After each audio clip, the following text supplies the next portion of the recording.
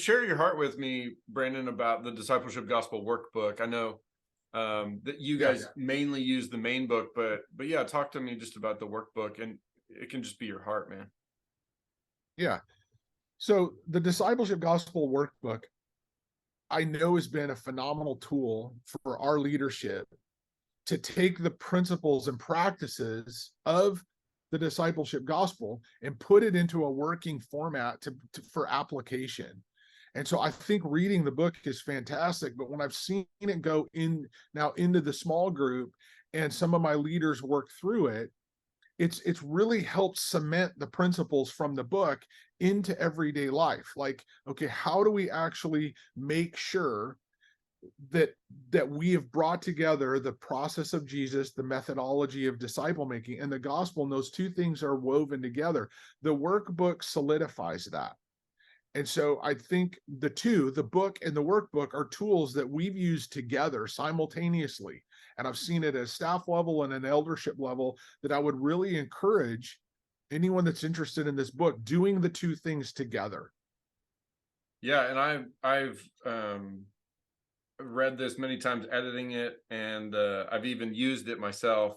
And it's great because it's got homework assignments, so people can, essentially it's really just engaging. There's an answer key in the back, so it's kind of fun. It's like, did you do your homework? It's like literally, it's just kind of going through the work and the motions, but there's relational aspects to it. There's applicational aspects to it all. Like, for example, you share a meal together.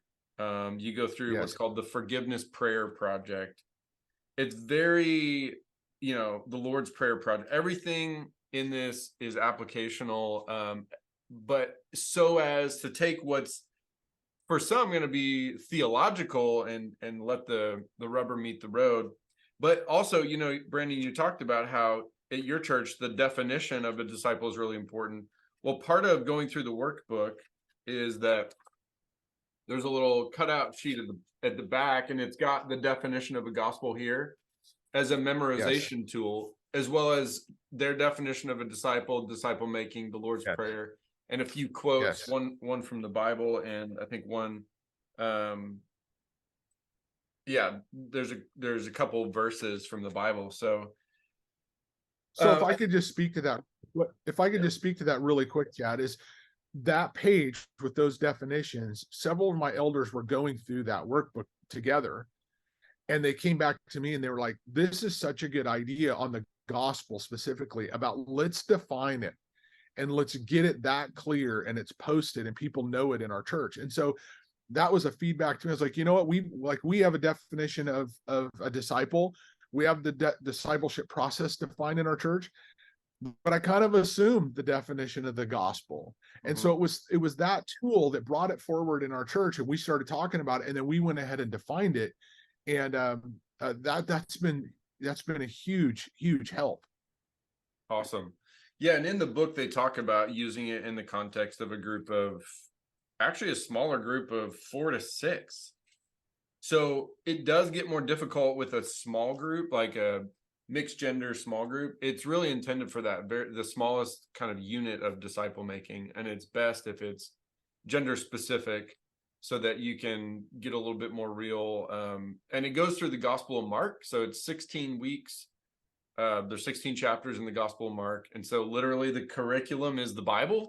But Americans, we love to have something to hold, and that's good. Other countries do as well, I know. In fact, this is sold internationally, but literally each chapter of Mark is just one spread. Mark 7 and then Mark 8. So you go through it, and it's very simple. It gives you something to track through. And it's like, hey, we're talking about the discipleship gospel. We might as well use a gospel. So yeah, it's great. Well, for people who want to make a decision, we have a whole blog about the Discipleship Gospel Workbook.